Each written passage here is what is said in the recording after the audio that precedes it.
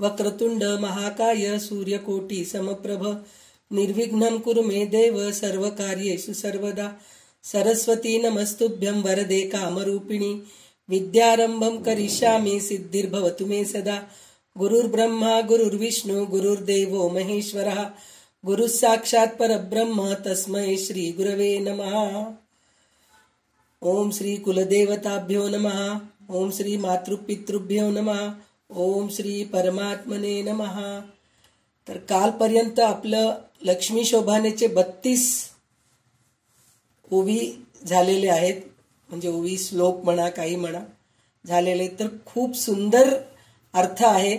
सुरुवातीला लक्ष्मी देवीनी काय काय आभरण घातलंय त्याचं वर्णन होतं। नंतर विष्णू म्हणजे नारायण, ते नारायणाला कशाला वरली ह्याच्यावर विश्लेषण होतं। आता अजूनही त्याच्यावरच आणि मुख्य म्हणजे नारायण ह्या नावाचे कितीतरी अर्थ भारतीताई खूप छान सांगतायत। म्हणजे आहे शोभानेमध्ये पण आहे, पण त्यांचं विश्लेषण करण्याची पद्धत खूप छान आहे, खूप छान सांगतायत। तर आपण वेळ न घालवता पुढचे 32 ओवी झालेले आहेत, आता 33व्या ओवीपासून सुरू करणार आहेत। तर आपण लगेच ऐकायला सुरुवात करूया। सुरू करा। श्री दिग्विजय रामो विजयते। ओम शुक्लांबरधरं विष्णुं शशिवर्णं चतुर्भुजं प्रसन्नवदनं ध्यायेत् सर्वविघ्नोपशान्तये। लक्ष्मीच्या नारायण चरणी शरणामी पक्षीवाहनासे नमुन पक्षीवाहनांचा नमिते मी अनुदिन रक्षावे आपल्या वधूवरांना। तपो विद्या विरक्त्यादी सद्गुणो गाकरानं वादिराज गुरुन् वंदे हयग्रीव पदाश्रयन्। श्री हयग्रीव नमः।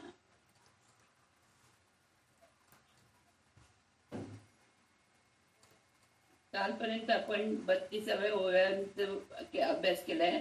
आता 33व्या ओव्यांचा अर्थ बघूया लक्ष्मी शोभानेचा।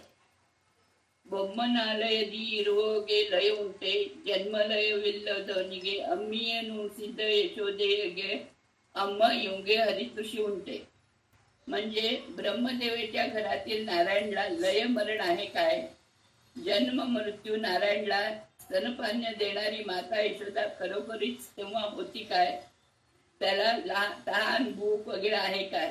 हे म्हणजे त्यांनी वादिराज स्वामींनी वरवरचं घेऊन विचारलं, आपल्यालाच विचारलंय। तर नंतर त्यांनी त्याचं विश्लेषण केलंय। ब्रह्मदेवाचे घर म्हणजे सत्यलोक, तिथे असणाऱ्या ब्रह्मदेवाला कल्पापर्यंत मरण आहे।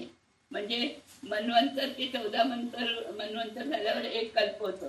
प्रत्येक मन्वंतराला त्याला मरण नाहीये, पण 14 मन्वंतर झाल्यावर जो एक कल्प येतो त्यात त्याचा मृत्यू होतो। अशा 14 मनुंना काळ संपल्यावरच दैनंदिन प्रलय म्हणतात। परंतु ब्रह्मदेवाचे 100 वर्षाचे आयुष्य संपल्यावर होणाऱ्या कल्पात प्रलयामध्ये चतुर्मुख ब्रह्मदेव सुद्धा नाश पावतात। त्यावेळी नाश न पावणारा एकटाच म्हणजे नारायण, याला सगळ्याला श्रुतिवचन प्रमाण आहे। ब्रह्मदेवाच्या प्रलय काळात सुद्धा नारायणाचा नाश नाही, कारण नारायणाचे आलय वैकुंठ लोक आहे। खरं इथे ब्रह्मनालयदी म्हणजे ब्रह्मनच्या आलय म्हणजे ब्रह्मदेवाचा आलय, तिथे त्याला त्यांचं पहिलं वर्णन दिलंय। पण नारायणाचं आलय म्हणजे वैकुंठ लोक। वादिराज स्वामींचंच वैकुंठ वर्णन म्हणून अजून एक पुस्तक आहे, त्यात इतकं सुंदर वैकुंठाचं वर्णन आहे, कधीतरी मिळालं तर मी ते वाचून दाखवते तुम्हाला। तिथे नित्यमुक्त असतात, जो मरतो तो जन्मतो, पण नारायणला जन्मही नाही आणि मृत्यू नाही। म्हणून नारायणला जन्मही नाही आणि मरणही नाही असं जे म्हणतात त्याला भूकही नाही आणि तहानही नाही। प्रलय काळात वटपत्रावर बालमुकुंद होऊन झोपला असताना त्याला स्तनपान्य देणारी यशोदा तेव्हा होती काय? नाही। तेव्हा त्याला भूक आहे काय नाही काय काय माहित नाही, तो शांतपणे झोपला आहे। भूक लागली म्हणून रडत नव्हता, पण भागवतात सांगितले आहे की यशोदेने श्रीकृष्णाला स्तनपान्य दिले म्हणून। तर त्याचं उत्तर असं आहे की अम्मी म्हणजे तिथे अम्मीय नुणसुळे म्हणून आहे ना, अम्मी म्हणजे स्तनपान. मातेच्या स्तनामध्ये आपल्या बाळासाठी कायम असणाऱ्या आहाराला अम्मी म्हणतात. ते देणारी अम्मा, आमच्या कानडीत अम्मा म्हणतो म्हणजे आई. ही यशोदा माता प्रलय काळात नव्हती. भगवंताने स्तनपान का केले तर यशोदाला आपल्या मुलाला पाहून स्तनामधून दूध आपोआप वाहून जात असे. जसे गायींना आपल्या वासराला पाहिल्यावर पुन्हा पाना फुटतो, तसे ते दूध वायूचे उणवणे. आपण गाईचं दूध काढताना सुद्धा थोडा वेळ वासराला सोडतो तरच ते दूध देते. तसं यशोदेचं पण दूध वाहून जाऊ लागलं. ते वाया जाऊ नये म्हणून श्रीकृष्णाने भुकेचे नाटक केले आणि स्तनपान्य दिलं. म्हणून स्तनातून दूध पिऊन तिने श्रीकृष्णाने तिच्या पुण्याचा साठा मोठा केला. एवढे समजून सांगितल्यावर सुद्धा काही जण कृष्णाला तहान भूक आहे असे म्हणतात. हे केवढे आश्चर्य आहे. अम्मा असा आश्चर्याने महालक्ष्मी देवीच्या तोंडी श्री वादिराज स्वामींनी घातला आहे. फल अविनाश तत्व. आता 34. आग भक्ष भोजनादी पूजिसव योगी गुळुंटे धनधान्य आग दर्कुव उमदे पाक मवावन्नी मत्ताग ललिंद विचारसवे. त्या ब्रह्मप्रलयाच्या सुदीर्घ काळात श्रीहरीस भक्ष भोजादी पदार्थ वगैरे नैवेद्य समर्पण करून पूजा करणे योगी भक्ती होते काय? नैवेद्यासाठी लागणारे धनधान्य तेव्हा होते काय? धनधान्य शिजवण्यासाठी अग्नी होतं काय? आपल्यासारखे त्यांना सुद्धा भूक तहान आहे असे म्हणणाऱ्याला प्रलय काळात न मिळालेले तो कसा बरे जिवंत राहील? प्रलय काळात वटपत्रावर शिशुरूपाने 100 वर्षापर्यंत झोपलेल्या नारायणास भूक वगैरे विकार असल्याचं नैवेद्य देणारे कोणी योगी भक्त तेव्हा नव्हते. ते तयार करण्यास लागणारे धनधान्य अग्नी काहीही नव्हते. म्हणून नारायणला भूक तहान असे म्हणणे किती आश्चर्य आहे. महालक्ष्मी स्वतःच्या पदार्थ सांगत आहे, परंतु एकीकडे स्वतः महालक्ष्मी ब्रह्मादी देवतांच्या सहाय्याने दररोज स्वयंपाक करून नारायणाला जेवायला वाढत होते असेही म्हटलंय. अशा रीतीने तयार झालेले अन्न नारायण स्वतः जेवतो. म्हणजे तो कसलं जेवण जेवतो तर आपण वैष्णदेव नैवेद्य करूनच. म्हणजे वैष्णव लोकात एक शेगडी असते त्याच्यात वैष्णदेवचे मंत्र वगैरे म्हणून अन्न टाकतात, ते नारायणला जातं. वैष्णव करून यज्ञातील आहुती, भुरी भोजन, संतर्पण, ब्राह्मण आराधनेने सर्व अंतर्यामी नारायण देवच स्वीकार करतो. दक्ष प्रजापतीचे शिर सुद्धा शंकराने श्रीहरीची आहुती म्हणून कापले, तेव्हाच त्याला शिरच्छेद झाला नाही तर यज्ञ थांबावा लागला असता. असे भगवद्गीतेत श्रीकृष्णाने यज्ञ करणाऱ्या मानवाला सांगितलंय. सर्व यज्ञात यज्ञ, यज्ञपुरुष, यज्ञेश्वर, यज्ञभूक अशा अनेक नावांनी अन्न स्वीकार करणाऱ्या भगवंताला भूक नाही असे म्हटले तर कसे चालेल? भारती देवी परमान्न म्हणजे पायस म्हणतो ना ते खीर, स्वयं वायुदेव भक्ष, सरस्वती देव भात, आमटी ब्रह्मदेव आणि पालेभाजी इंद्रदेव देवता करून नारायणला वाटतात. स्वतः नारायण तूप होतो. हे सर्व वाचल्यावर नारायणला भूक नाही असे कसे पटते काय? तर एवढी भूक असणाऱ्या भगवंताच्या प्रलय काळात जेवतो त्यावेळी यज्ञ करणारे कर्मयोगी असतात का? त्याला शिजवायला अग्नी नको का? या सर्वाला क्रमाने उत्तर देऊया. प्रलय काळात सुद्धा 100 जण रुजुगण असतात. ते म्हणजे एकावर एक नंतर हे लावून असतात. ब्रह्म होणार, नंतर मारुती होणार, नंतर शिव होणार. ते सगळे जिवंत असतात त्यावेळेला. सर्वत्र पाणी असले तरी त्या ऋतुगणापैकी वायुदेव आणि ब्रह्मदेव ऋतुगणांना निद्रा नाही. चतुर्भुज ब्रह्माचे ब्रह्मज्ञान प्रलय काळात नाश पावत नाही. त्याच्या ज्ञानाला विरोधही नाही. त्यांना अतिरोहित विज्ञानी म्हणतात. त्याला दुसरे नाव अमृत आहे. हे 100 ऋतुगण तेव्हा नैवेद्य समर्पण करणारे महायोग होय. हा सर्व.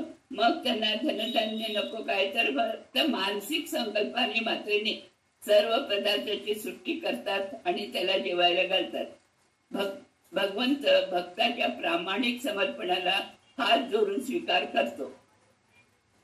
तर आपण हा सर्व उपद्रव करण्यापेक्षा श्रीहरी स्वतःच भोजन तयार करून घेऊ नये का, असा प्रश्न येतो. पण त्या शून्यातून सृष्टी करणाऱ्या भगवंताला हे काही अशक्य नाही. तरी त्यांनी तसे केले नाही. याचे कारण त्याचा संकल्प होता. सृष्टी करण्यासाठी प्रकृतीत ते सहाय्य होते. संस्करित मातीला उपचित माती म्हणतात. प्रलय काळात प्रकृती अजून अपचित असते. त्यामुळे धनधान्य जवस अग्नी काहीही नसते. म्हणूनच ब्रह्मदेवादी योगी जनांनी संकल्प मात्र केलेल्या नैवेद्याचा नारायण स्वीकार करतो. यद्यपि भगवंतास भूक नसते तरी ऋजुगणांच्या नैवेद्यात तृप्त होतो. नारायणचे तसे नाही. हा आनंदीच असतो म्हणून जेवतो. व्यक्तीमध्ये 4 प्रकृती असतात: राग, द्वेष, सुखोद्रेक, दुःखोद्रेक. चांगली नसलेली वस्तू चांगली समजून ती मिळवण्यासाठी केलेल्या खटोटोपला राग म्हणतात. तसेच द्वेषाचे फळ. पण भगवंतालाही दुःख नाही, राग द्वेष नाही. त्यामुळे नैवेद्य स्वीकारणे हा त्याचा सुखोद्रेक आहे. मानवांना भुकेच्या वेळी आहार मिळाला नाही तर त्याच्या आतील अग्नीला आपल्याला खाऊ लागतो. आलस्य, दाढ्य, शक्तीहीनता वगैरे येते. देवतांचे तसे नाही. आहार निद्रा सर्व त्यांच्या हातातच आहे. त्यांच्या भौतिक देहाचा नाश होण्याचा प्रसंग येतच नाही. जे देव नारायणची पूजा करून सामर्थ्य मिळवतात अशा नारायणला भुकेची बाधा कशी बरी होईल. एकदा रामावतार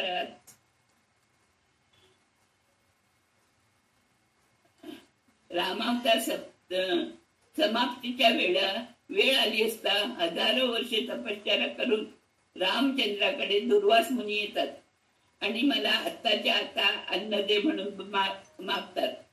आणि तयार केलेले मला आवडत नाही. तयार करून घालतो म्हणाल तर मला तेवढा वेळ नाही, उसंत नाही, असे दुर्वास मुनी म्हणतात. या क्षणी मला भोजन दे. तेव्हा रामचंद्र देवानी तत्काळ आपल्या हाताच्या बोटाची धेनुमुद्रा म्हणजे हे 2 हात असे जोडून याचा आणि या हाताचा, त्या बोटाचा आणि या बोटाचा असं काही तर हे करून तो त्यांनी 4 बोटांचं भक्ष्य भोज्य लेह काष्ट असे चतुर्विध भोजन पदार्थाचे सुग्रास जेवण त्याला वाढले. तेव्हा मला जेवण देण्यास तूच एकदा समर्थ आहेस असे दुर्वास मुनी म्हणतात.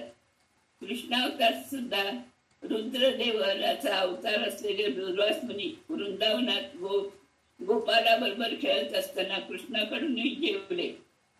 त्यावेळी दुर्वासासारख्या योगांची पूजा श्रीहरीला सोडून दुसऱ्या कोणाला तरी शक्य आहे का? इतक्या शीघ्रपणे स्वयंपाक करणारा अग्नी तेव्हा कुठे होता? यातच श्रीहरीच्या अचिंत्य शक्तीचा प्रभाव कळतो. त्यावेळी भक्ष्यभोज्य देऊन पूजा करणारे योगी आणि धनधान्य होते काय? ही सगळी भगवंताची लीलावृत्ती आहे. नंतर रोग व निव वात पित्त श्रेष्ठ आग कोडुवदे रमी एडणे भोगी सुवगे दुरित व नेनेवर ही गुण नदी येणे उंटे. रोगाचे कारण असणारे वात, पित्त आणि कफ हे शारीरिक दोष प्रलय काळात असतात काय? श्री रमादेवी बरोबर विहार करणाऱ्या श्रीहरीला या व्याधी येणे शक्य आहे काय? या गुणनिधी परमात्मा समान कोणी आहे काय? तर पहिल्या पदात भूक, तहान, जरा, मरण, रोग, रुजीन अनेक पट्टी वाचून भगवंताला या सर्वांपासून दूर आहे हे सांगून झाले. आता त्याला जरा मरण म्हणजे रोग आणि वार्धक्याचं वर्णन केलंय त्यांनी. भक्ष्य भोज्य या पदात भूक, तहान सांगून झाले. रोग रुजीन आहेत ते आता पाहायचे.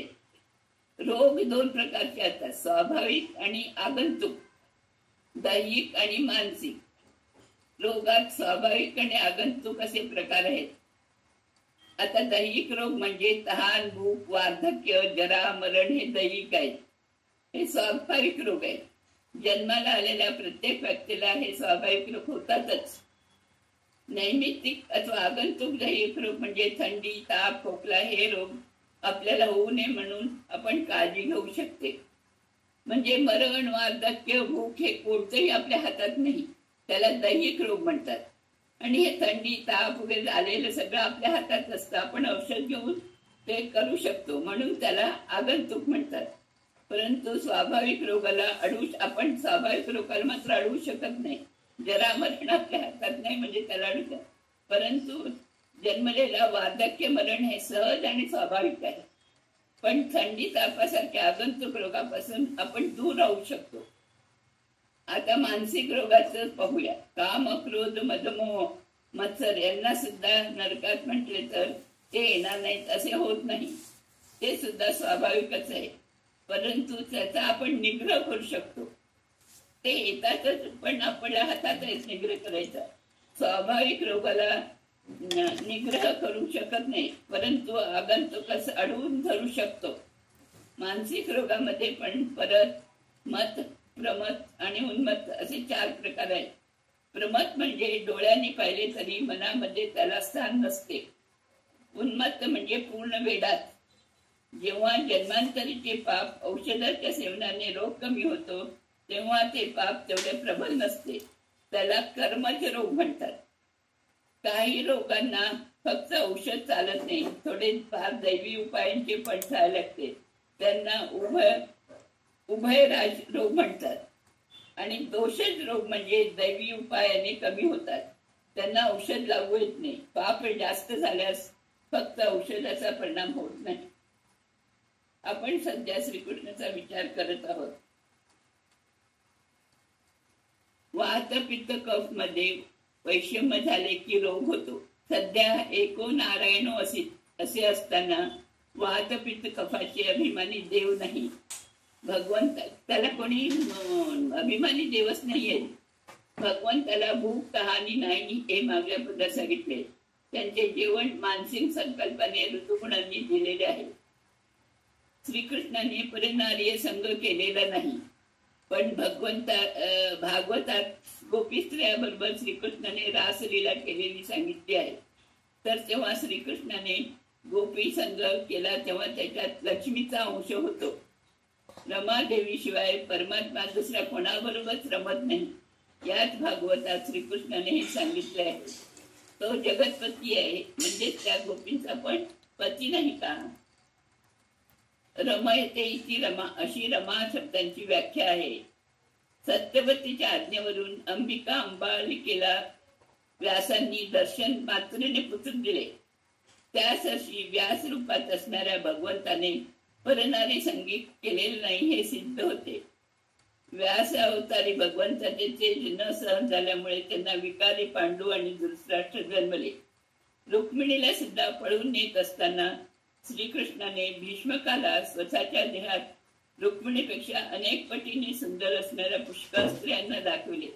त्यामुळे माझी मुलगी सुंदर असल्याने तिला पळवले हा त्याचा भ्रम दूर होतो आणि त्याला समजते की त्याची नित्य निज पत्नी लक्ष्मी आहे. या पदामध्ये सुद्धा वादिरास म्हणाले रमयोडने भोगी सुभोगे दुरितव नेनेवरे, म्हणजे रमादेवी बरोबर आरामात विहार करीतात पडलेल्या रोग आहे असं म्हणणे शक्य आहे का? हे हास्यास्पद आहे असं त्यांचा अर्थ होतो. हा स्वरमण आहे. स्वतःच एक स्त्री रूप घेऊन लक्ष्मी देवीमध्ये ठेवून त्यात रममाण होतो. यात लक्ष्मी देवीला काही सुद्धा सुख असे म्हणतात. भगवंताला प्रकृती आहाराने उद्भवणारे रोग होत नाही, तसेच जन्मांतराच्या पाप कर्मामुळे होत नाही. हा निरोगी आहे हे सिद्ध झाले. आयुर्वेद मध्ये निरोगी व्यक्तीला गुणनिधी म्हणतात. अशा या सर्व दृष्टीने गुणनिधी असलेल्या भगवंताच्या समान नाही म्हणून लक्ष्मी परमात्म्यास वर्ते. फळ निरोगी स्वास्थ्य मिळते.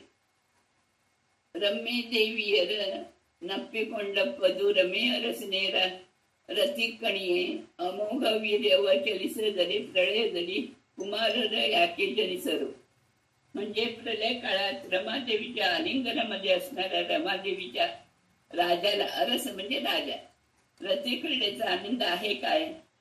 जे म्हणतात की भगवंताला रतिरस आहे, त्यांना असे असल्यास परमात्माचे अमोघ वीर्य स्खलवून मुलं झाली काय, असं वादिराज स्वामी विचारतात.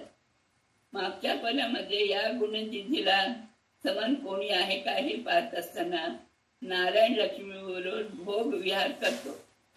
त्यासाठी स्वतःचेच एक स्त्री रूप लक्ष्मीमध्ये ठेवतो, म्हणून त्याला स्वतः रमण असं म्हणतात. स्वामीनेच आपल्या सारख्यांना प्रश्न केलाय, जर तुम्ही म्हणत असाल की रमेच्या अरसाला आनंद आहे तर दाखव. सर्व शास्त्र शोधून पाहिले तरी रमादेवीमुळे भगवंताला आनंद झाला असे कुठेही सापडणार नाही. याचा अर्थ करावा. प्रलय काळात लक्ष्मी देवी परमात्मा दोघेच असले तरी बहुवचन वापरले, म्हणजे आधी सांगितल्याप्रमाणे अंधाराच्या रूपाने दुर्गादेवी आहे, वटपत्रावर श्रीदेवी रूपाने रमादेवी आहे. या 3 रूपाने असणाऱ्या रमादेवीस मी काय केले तरी खुशी होईल असं परमात्मा विचारतो. भगवंताला रमादेवीच्या आलिंगनाने मानसिक विकार होऊन धातू निर्गमन झालेले नाही, वीरस्खलन पण झालेले नाही. या शब्दांची पुढे बोली करून रम्य सगळी मशी करावी लागते. तिथे रमादेवीने मिळवलेला रस आनंद पाहून तो खुश होतो.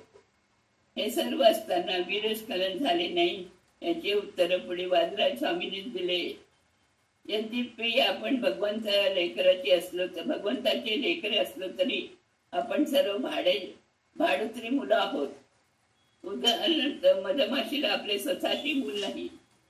रास क्रीडेमध्ये सुद्धा परमात्मा रमादेवीचे सान्निध्य ठेवूनच रास क्रीडा करतो. परमात्मा स्वतःचे काही गुह्य दुसऱ्यासमोर उघडे करत नाही. मग भगवंताला श्रीकृष्णाच्या प्रत्येक पत्नीपासून 10 मुले आणि 1 कन्या झाली आहे, तर ती त्याचा संकल्प आहे. सांब प्रद्युम्न हे पुत्र पराक्रमी असले तरी कृष्णामुळे ते दुर्बलच होते.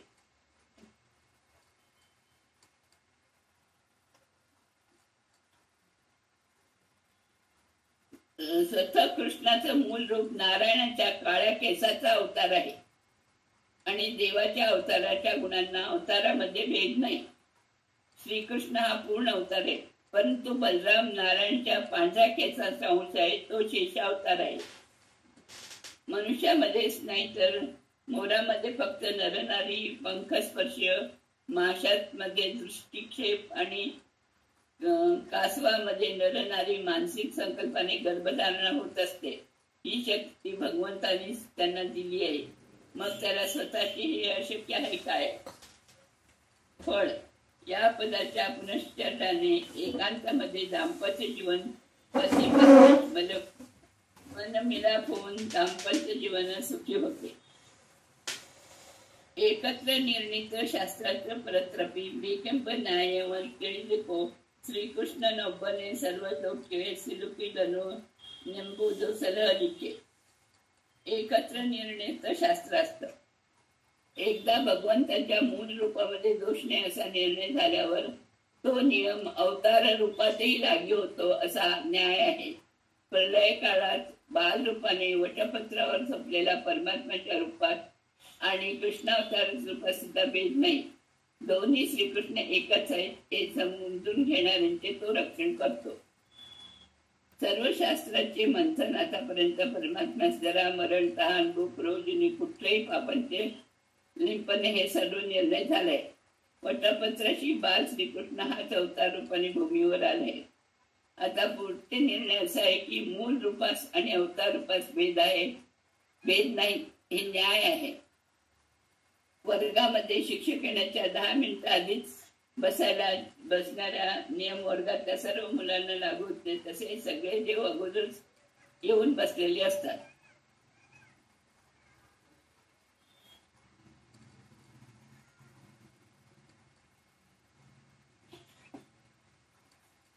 आपल्यासारख्या मनुष्यास रूप आणि अवतार असे काही नसते. आपण जन्मताच आपले सर्व भांडवल घेऊनच भूमीवर येतो. देवतांचे तसे ते नाही. एकाच वेळी ते अनेक ठिकाणी असू शकतात, म्हणून त्यांना सांश म्हणतात. आपण निरांश आहोत. देवाच्या अवतार रूपाला मूल रूपात असणारे ज्ञानाचे स्मरण असते. त्याला स्मरण नसते. त्याला मूल रूपाचं देवांना सुद्धा आपल्या पूर्वीच्या जन्माचं काहीही स्मरण नसते. त्याला मुख्य उदाहरण म्हणजे अर्जुन. हा इंद्राचा अवतार आहे. पारिजात वृक्ष भूमीवर आणण्याच्या प्रसंगी इंद्र आणि श्रीकृष्णाचे युद्ध झाले. त्यावेळी इंद्र हरला आणि त्यांनी श्रीकृष्णाला एक वरदान मागितले. कृष्ण, सध्या माझा अंश अर्जुन भूमीवर आहे, तो युद्धात काही हरणार नाही असा मला वर दे. तेव्हा श्रीकृष्णाने मी असे तो वर अर्जुन हरणार नाही असे वरदान दिले होते. पण ते भूमीवर जन्मलेल्या अवतारी रूप अर्जुनाला माहीत नव्हते आणि त्याला आठवत पण नव्हते. म्हणूनच जरासंधाने अर्जुनाला हा काय छोकरा आहे असे तुच्छ म्हटल्याबरोबर तो उठला नाही. कारण मला बचणं म्हणतोस हे तुझे 2 हात घेतो असे त्याला म्हणाला नाही. कारण मूल रूपी इंद्राला दिलेले वचन भूमीवरच्या अर्जुनाला माहीत नव्हते. म्हणजे कोणत्याही देवाला आपल्या मूळ रूपाचं स्मरण होत नाही, फक्त परमात्मा सोडून. परमात्म्याचे तसं नाही. वटपत्रशाही, बालमुकुंद आणि अवतारी श्रीकृष्ण मध्ये पण भेद नाही. तो तिथेही पूर्ण निर्दोष आहे आणि अवतारात निर्दोषी आहे. त्याला एक उदाहरण म्हणजे चंदनाच्या लाकडाला सालीसकट पहिल्या दिवशी उमलेला माणूस त्या लाकडाला दुसऱ्या दिवशी पाहून चंदनाचा सुगंध किती छान आहे असे म्हणणे. परंतु जो सुगंध त्याने दुसऱ्या दिवशी उमला नसला तरी तो सुगंध घेतलेला नाही, तो माणूस त्याला लाकूडच म्हणेल. पहिल्या दिवशी घेतलेला तो सुगंधी आहे म्हणेल, चंदन आहे म्हणेल. पण त्यांनी घेतलंच नाही, त्याला तो लाकूडच म्हणेल. कारण त्यांनी त्याचा सुगंध हुंगलेला नसतो. म्हणून श्रीकृष्णाला कुठलाही दोष नाही. इथवर सांगितलेले ज्ञान तू समजून घे असे वादिराज स्वामी म्हणतात. दाम्पत्य जीवनात फळ. शास्त्राचे पठण करताना यथार्थ ज्ञान मिळते. संशय पिशाची भूता मागे लागू नये. ಎಲ್ಲ ಜಗವನುಂಗಿ ದಕ್ಕಿಸಿಕೊಂಡವಗೆ ಸಲ್ಲದ ರೋಗ ರುಜಿನವ ಬೈಲ ವೈದ್ಯರ ಕೇಳಿ अजीर्ती ಮೂಲವಲ್ಲ दिल्ल समस्त रुजिनव. म्हणजे प्रलय काळात संपूर्ण जगाला गिळंकृत करून त्याला पचवलेल्या भगवंतास रोगराईची पीडा होणे असंभव आहे. रोगराईची पीडा होणे असंभव आहे. वाटल्यास तज्ञ वैद्यांना पण जाऊन विचारा. ते सांगतील सर्व रोगाचे मूल अजीर्ण आहे. ज्याला अजीर्ण झालेलंच नाही त्याला रोगरोगी होणे अशक्य आहे. परमात्म्यास भूक, तहान, उदरा, मरण नाही हे आतापर्यंत आपण सांगितले. पण वेगळ्या दृष्टिकोनातून परत ते सांगितले. भगवंताचे संपूर्ण जगाला उदरात पचवतात, त्याला अजीर्ण झाले नाही. सर्व रोगांचे मूलच अजीर्ण आहे. कारण खाल्लेले सर्व पचवणारा जठार आहे हा 4 प्रकारचा असतो. तीक्ष्ण, मंद, सम, विषम, तीक्ष्ण. अग्नी किती जेवले तरी परत परत मागतो. अशा व्यक्तीवरची भूक वरच्या वर भूक लागते आणि त्यावेळी आहार मिळत नाही तर त्याचे पित्त खवळते. पित्ताच्या संबंधीचे सर्व रोग त्याला होतात. जठराग्नी मंद असतो, त्यांना किती कमी खाल्ले तरी ते पचतच नाही. त्यामुळे अशा व्यक्तीस कफ वाढतो आणि कफामुळे होणारे रोग होतात. समाग्नी असणाऱ्या वेळच्या वेळी भूक लागते, काही किती खाल्ले तरी पचते. एरवी योग्य ते जेवत असले तरी जास्त खाल्लेल्या दिवशी सुद्धा त्यांना पचते. अशा अजीर्ण होत नाही. यांना वातामुळे होणारे रोग होतात. हे सर्व जठर युक्त प्रयुक्त भगवंताला जठराचा विकार नाही. जठराच्या पिशवीचे 4 भाग करून 2 भाग करण्यात कभक्ष भोज्यादी आहार घ्यावा. 1 भाग पाणी आणि उरलेले 1 भाग रिकाम्या वायूसाठी ठेवावा. असं जठर आहे 4 भाग करून.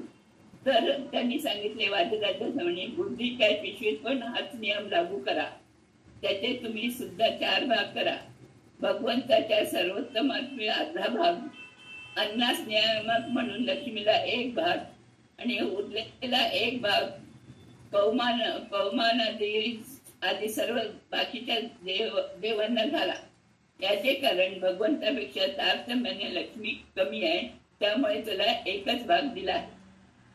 भगवंत सर्व जगाला गिळंकृत केले आणि त्यामुळे पाच पित्त अजीर्णर असे रोग झालेले नाही.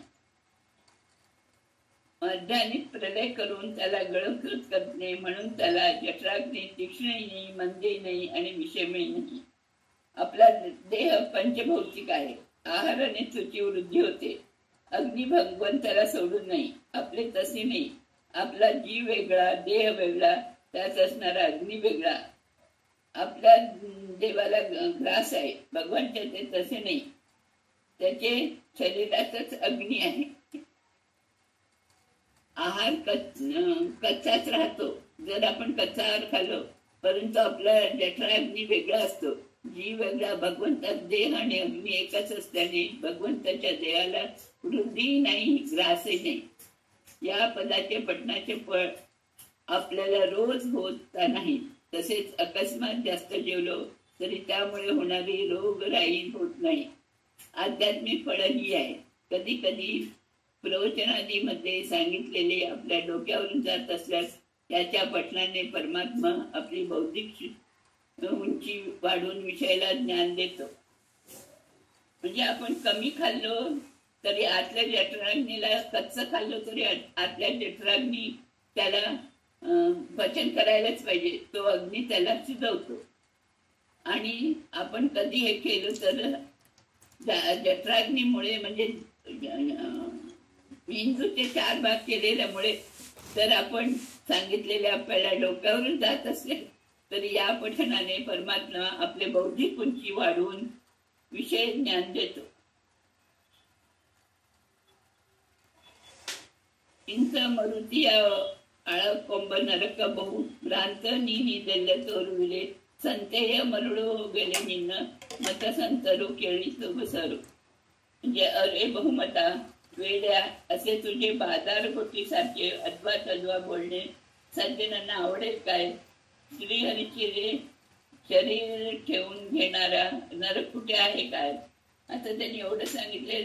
इतकं नरक म्हणजे इतकं श्रीहरीला कोणीतरी ठेवून घेतं काय? भगवंत सर्व दोष दूर आहे असे आतापर्यंत सांगून झाले. तर एका हा निरोगी निर्दोष सर्व ठीक आहे, पण याला नरक यातना आहेत का? तेव्हा लक्ष्मी म्हणते सर्व दोष असलेला श्रीहरीचे शरीर ठेवून घेण्यास नरक कुठे असेल तर तो तूच दाखव. बाकीच्या देवांना नरक वासेल. मनुष्य जन्म घेऊन भूमीवर येणे हाच त्यांचा नरकवास आहे. परंतु इथलं संपल्यावर ते पुन्हा मूळ रूपातच जातात आणि मोक्ष मिळतो. त्यांच्यापेक्षा मोठ्या देवांनी त्यांचे स्मरण करून द्यावे लागते. म्हणून रुद्रदेव अश्वत्थामाचार्य म्हणून अवतरले असता नारायण मंत्राने अभिमंत्रित बाण त्यांनी सोडला. यद्यपि त्यांनी तो बाण कृष्णार्जुनावर सोडला असला तरी एकाच वेळी 1,00,000 सैनिक डोकी उडाली. मूल रूप कायम संकर्षण रूपी परमात्म्याची उपासना करीत असला इथे कृष्णाला नारायण सोडणे हे त्याला विस्मरण आहे. एवढे समजून सांगितले तरी लोक परमात्म्याला नरक यातना आहेत असे म्हणतात. कितीही चांगले सांगितले, त्याच्या हिताचे सांगले तरी गैरसमज करून घेताना भ्रांत होतो. आपल्याला भक्त आंजनेयाच्या शेपटीला आग लागली या एका कारणाने भगवंताने पूर्ण लंका जाळून टाकली. परंतु हनुमंताला मात्र काहीही झाले नाही. दुःख परिहार करण्यासाठी शक्ती फक्त परमात्मा एकट्यालाच, म्हणजे ते मूर्ख काहीतरी वेडे वाकडे बोलू नकोस.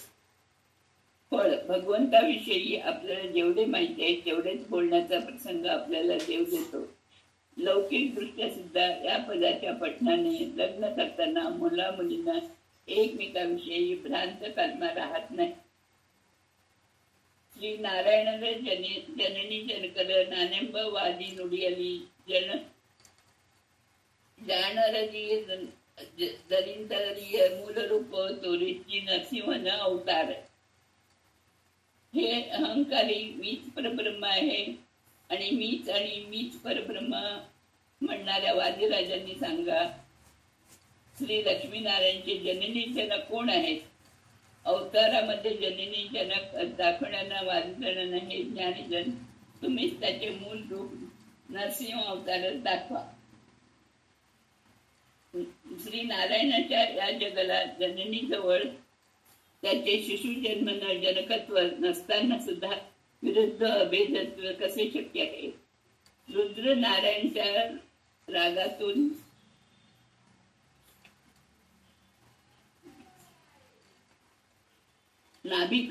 मूलरूपी ब्रह्म नारायणच्या नाभी कमलातून जन्मला. रुद्र नारायणाच्या रागातून उद्भवला. मूलरूपी नारायणाला जननी जनक आहेत काय? त्याचा देह कोणाच्या वीरातून झाला काय? मी आणि रमारमण एकच म्हणाल्यांना याची उत्तर द्या. तुझे बोल हे खोटे आहेत काय? तुझ्या बोलाचे अस्तित्व तू घालवल्यास तूच मुकारायला असतास की. त्यामुळे याचे विश्लेषण ज्ञानीजनाकडून करून घ्या. रामकृष्णादी अवतार दाखवून त्यांच्या दशरथ वासुदेवादी जनक दाखवतस ना, मग नरसिंह अवताराचे जननी जनक दाखव. मीच नारायण म्हणणाऱ्या परवादीला नरसिंह झालाच कसा? अहंकारवादीला पहा. श्री नारायण म्हणून परब्रह्मांना बहुवचनाने गौरव दिलाय. श्रीहरीचे जननी जनक आहेत. देवी सुद्धा नारायण रूपी परमात्म्यावरून जन्मली आहे. ब्रह्मरुद्राशीचे जनक पुराणात आहेत, परंतु श्रीहरीचे नाही. ही एका नारायण असितो असे अवतारात म्हटले आहे. मूल रूपणे अवतारात रूपास भेद नाही. मत्स्य कुर्मादी रूप नारायणाचेच असताना नरसिंह कुर्म या अवताराचे जननी जनक दाखवा. मूल रूपी ब्रह्म रुद्रादी जनांना पण जन्म मरण आहे, परंतु श्रीहरीच नाही. म्हणूनच खांबातून जन्मून आलेले सर्वंतर्यामी भगवंताने सिद्ध केले. स्तंभातून प्रादुर्भाव झालेल्या नारायणाचा देवकी कौशल्यातून प्रादुर्भाव झाला हे म्हणणे चुकीचे. हा स्थिर असलेला खांबा तर देवकी कौशल्य चालते फिरते खांब आहेत. हेच एकत्र निर्णित आहेत. नरसिंह रूपात प्राणी आणि मनुष्य दोन्ही समवले आहेत. हिरण्यकश्यपूमुळे मनुष्यापासून मरण नको आणि प्राण्यापासूनही मरण नको असे वरदान मिळालेले होते. म्हणून आपल्या अचिंत्य शक्तीने भगवंताने नरसिंह रूप धारण केले. याने प्रल्हादाचे रक्षण केले आणि हिरण्यकश्यपूचा संहार केला. यात अद्वैत कुठे आले? मी आणि देव एक म्हणणाऱ्यांना स्वामींनी उत्तर दिले. मातीपासून मटके होते, पण मटके करणाऱ्याला कोणीतरी हवाच ना. कुंभार हाच भगवंत आहे आणि जड मातीतला स्वतः मटके होत आहे. जड आणि चेतना यातला फरक आहे. जग हे जड आहे. भगवंत चेतना, जड चेतना, भेद आणि अद्वैताला समजून घ्या. याच्या पुनश्चरणाने जन्ममरणाच्या फेऱ्यातून लवकर सुटका होते. गर्भयातना नाहीशा होतात.